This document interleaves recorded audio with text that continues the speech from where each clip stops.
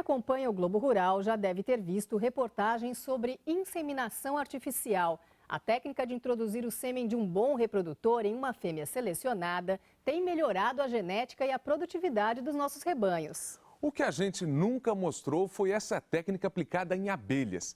E olha, é um processo minucioso, impressionante até, como mostra a repórter Camila Marconato. Uma flora espetacular, um clima favorável. A vocação do Brasil para a criação de abelhas ninguém discute, principalmente depois que dominamos as técnicas para lidar com as africanizadas. Mistura de abelhas europeias com africanas que, embora agressivas, são muito mais produtivas. Graças a elas, a produção de mel, própolis, geleia real cresceu muito no país. Só nossa produtividade média por colmeia que não anda lá essas coisas, 20, 25 quilos de mel por ano.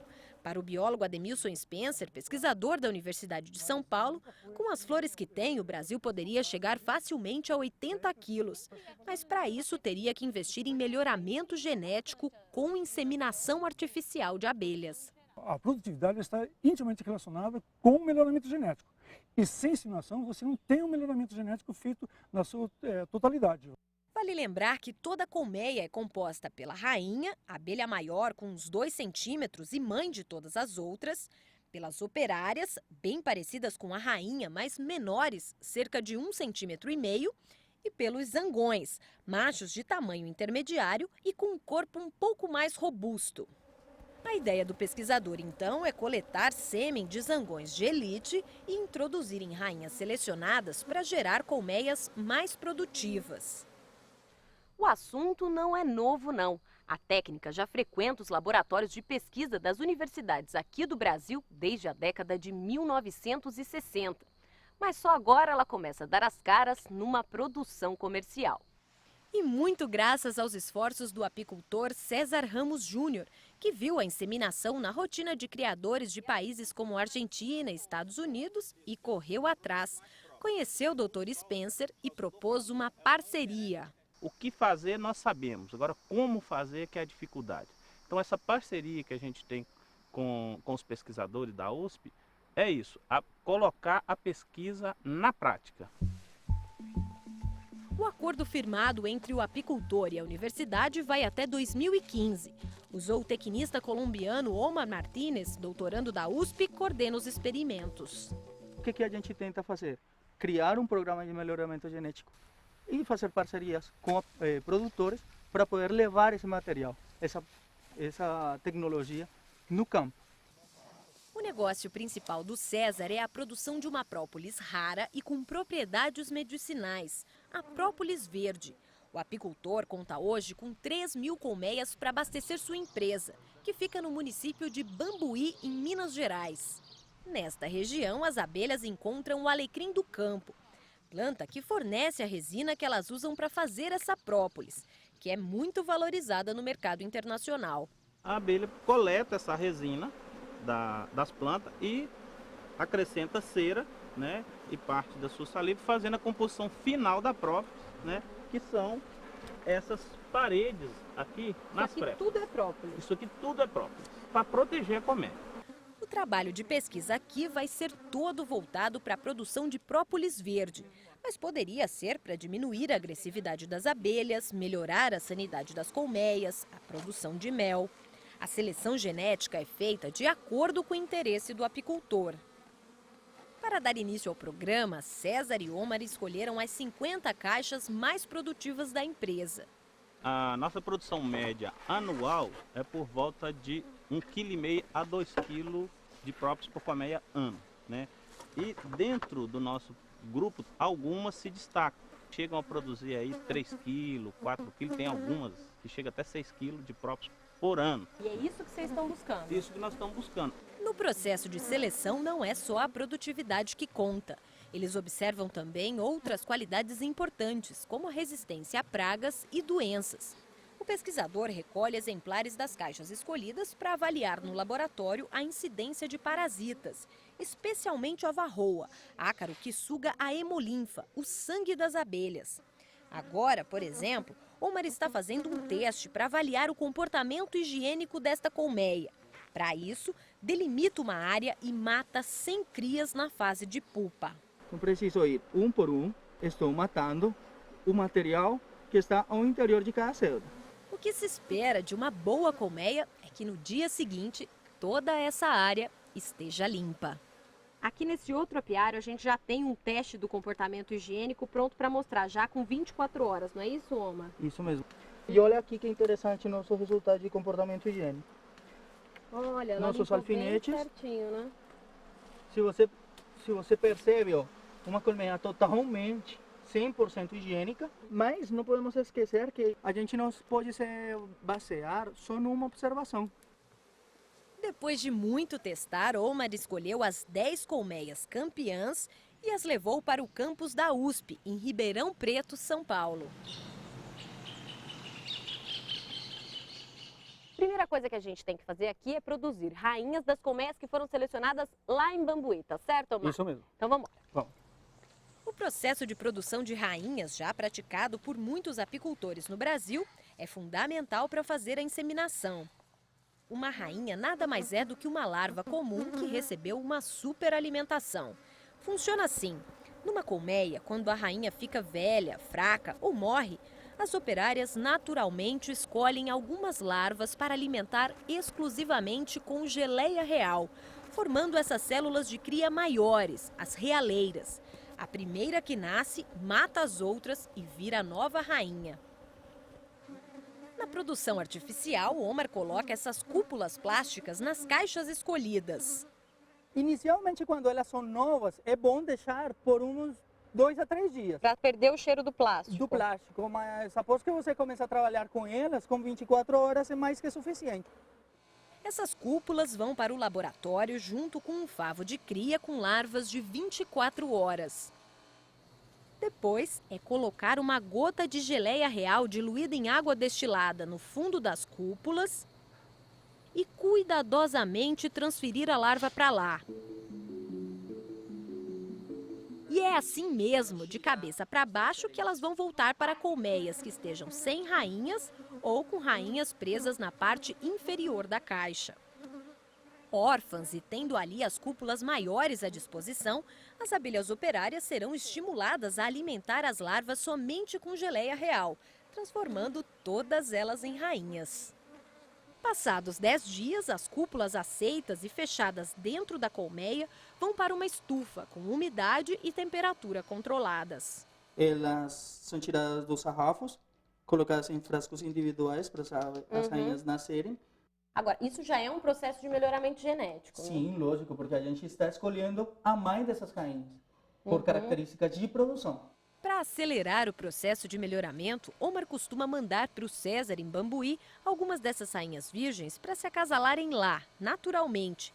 Só desse jeito a produção já aumenta. Uma marquinha colorida identifica a rainha. Ela vai para uma gaiola apropriada junto com mais 7, 8 operárias, que no transporte vão se alimentar de uma pasta de açúcar e mel. Aí as operárias vão pegar esse alimento, transformar em geleia real e alimentar a rainha. Isso mesmo. E é por Sedex que elas chegam ao seu destino.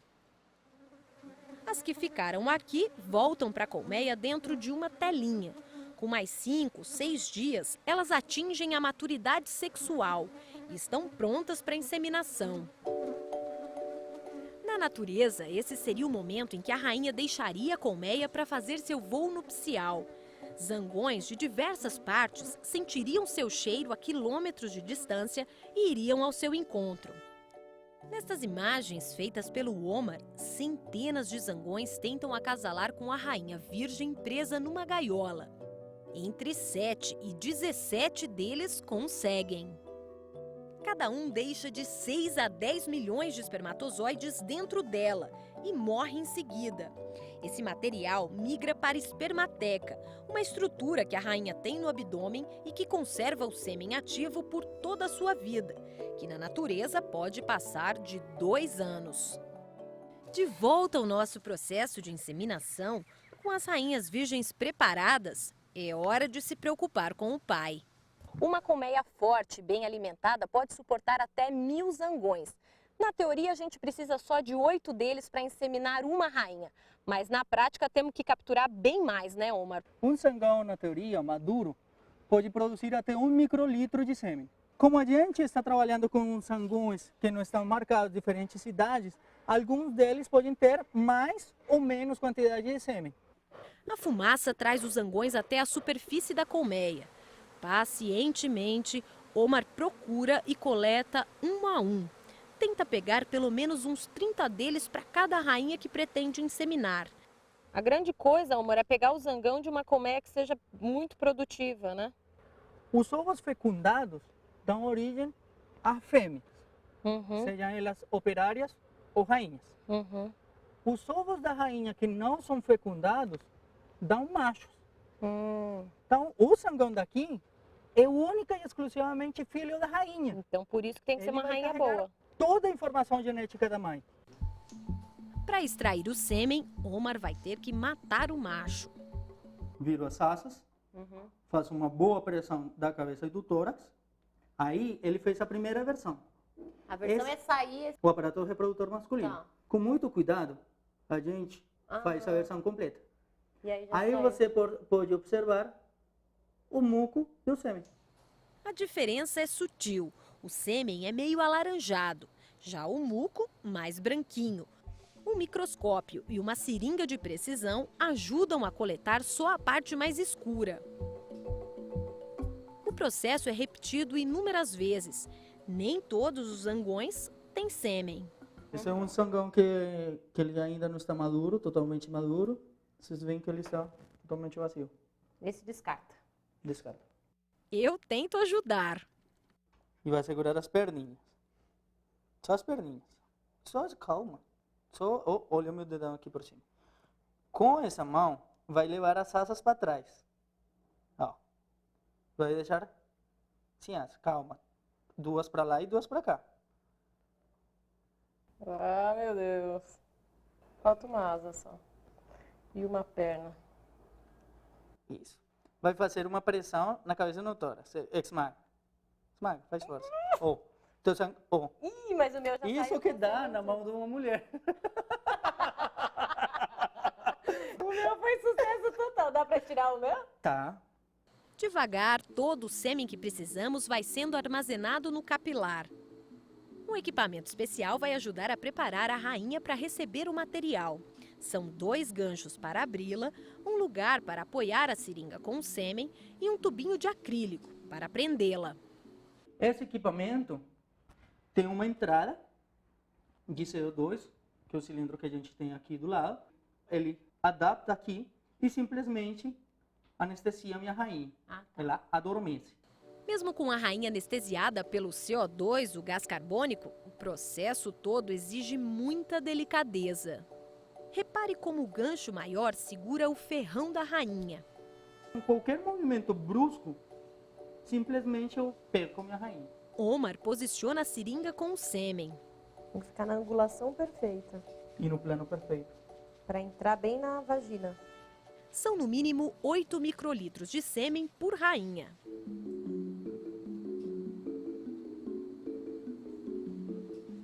Vamos, com cuidado, remover a agulha.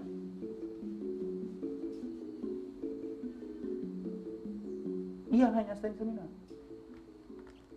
Aí você faz um carinho, fala, eu sou o pai das tuas crianças. Omar aproveita a anestesia e corta uma das asas da rainha inseminada para que ela não tente nenhum voo nupcial. Ele ainda cola um número em seu tórax para identificá-la e devolve nossa matriz para a gaiolinha, para que ela acorde lá.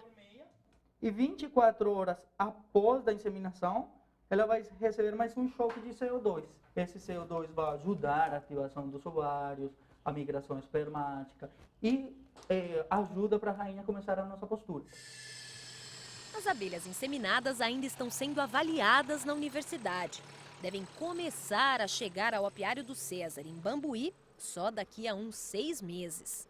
A gente sabe que é a longo prazo, não é curto prazo o resultado, mas a gente espera no final um resultado muito positivo no aumento da produção da própolis verde, tanto em quantidade quanto na qualidade, que esse é o nosso foco. Ainda vai levar alguns anos até que saibamos exatamente quanto esse processo todo vai contribuir para aumentar a produção de própolis verde do César. Mas os ganhos virão. Ainda mais, se inspirados por essa experiência, outros criadores também puderem ter acesso às técnicas de inseminação. Aí, quem ganha mesmo é a apicultura brasileira.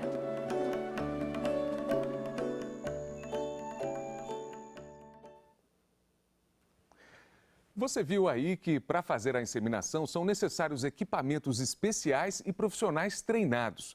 Apesar do custo alto, o processo pode valer a pena se a despesa for rateada por um grupo de criadores.